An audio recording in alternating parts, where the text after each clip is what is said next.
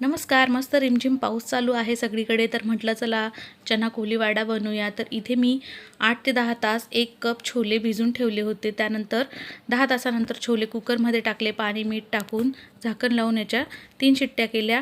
नंतर गाळणीमध्ये टाकून त्याचं पाणी निथळून घेतलं. एका बाउलमध्ये हे चणे टाकून घेतले. त्यावर चवीप्रमाणे मीठ, काश्मीरी लाल मिरची पावडर टाकली 2 चमचा, अर्धा चमचा चाट मसाला आणि लिंबू पिळून घेतला, 1 आलं लसूणची पेस्ट टाकली 1 चमचाभर आणि 5 चमचे कॉर्नफ्लॉवर, 5 चमचे मैदा टाकला आणि सगळं छान मिक्स करून घेतलेलं आहे. आणि गरज वाटेल तर चण्याचं थोडं पाणी टाकून हे छान असं मिक्स करून घ्यायचं आहे. आणि आता आपण हे तळायला घ्यायचं आहे. तर गॅसवर कढई ठेवली, तेल तापायला ठेवलेलं आहे. चांगलं तेल तापू द्यायचं.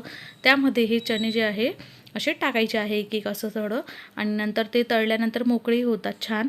आता हे तळायला आले की छान कुरकुरीत झाले की यामध्ये आपण एक एक म्हणजे लसणाच्या पाकळ्या अशा मोकळ्या करून घेतल्या, त्यावरचं साल काढून घेतलं होतं.